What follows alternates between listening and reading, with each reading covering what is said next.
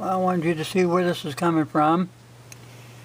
I also get this on the date. Very important. June 12th, 2022.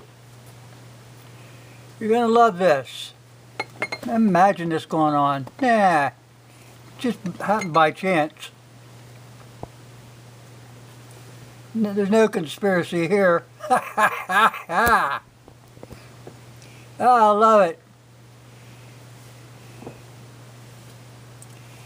Oh, yeah. So, Food Processing Corporation, Smithfield Foods will shut down its Vernon, California plant, scale back operations in California, Utah, and Arizona. The company announced on Friday. Okay. It's taking these steps due to escalating costs of doing business in California. We're trying to keep prices down and food affordable, so on and so forth.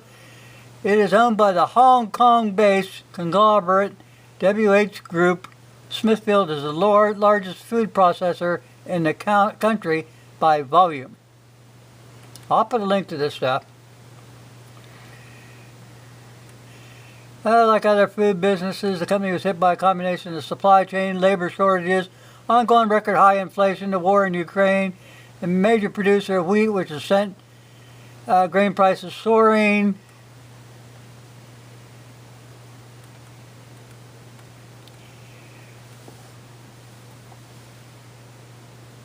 Also, adding salt to the economic injury were the utility costs in California, which according to the company spokesman were 3.5 times higher per head than in the other 45 plants in the country. Now, one thing they're saying, the food, grain thing, then they're saying the utility cost.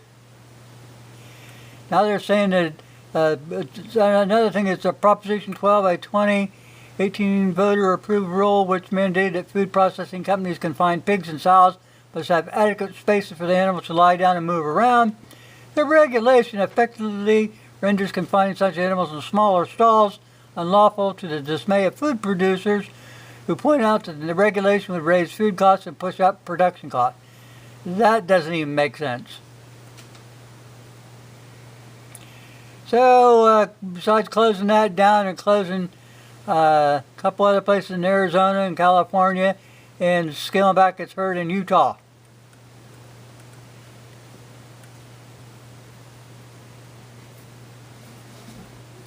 Okay, let's see. The closure of the company comes as food prices rise nationwide. Ongoing baby formula shortages, growing inflation, soaring gas prices, adding to the threat to the national food security is a looming worldwide fertilizer shortage, which the U.S. is not exempt. This is one of the good parts. We are deeply concerned about the combined impact of overlapping crises, jeopardizing people's ability to produce and excess food, pushing millions more into extreme levels of acute food insecurity, says the United Nations Food and Agricultural Organization Director General Q. Donu something, who knows what that is. We are in a race against time to help farmers in the most affected countries, including by rapidly increasing potential food production and boosting their resistance in the face of the challenges. Whenever I see the United Nations, or if I see sustainable resources and all this other stuff, I'm going, I want to puke. You people better wise up to the fact that the United Nations wants control of the whole blanking world. Now, if you want to do something good for your country, I mean, if you really want to do something good, you'll go down there and protest and get the United Nations off of our soil. Get us out of the United Nations. Period. If you don't understand that, I can't help you. That's where all the doggone diversity and chaos and you name it comes from. Right there in New York City. Put them people on a plane, put them on a boat, send them back to wherever they come from. I don't care if they're there or not. knock that damn place down. Take everything that's in there and do like you did at the World Trade Center. Take it out in the sea and dump it. If there happens to be a couple of diplomats in there when it goes down, who cares? Take it out to the sea and dump it. Osama bin Laden needs company. Thanks for watching. I'll put a link.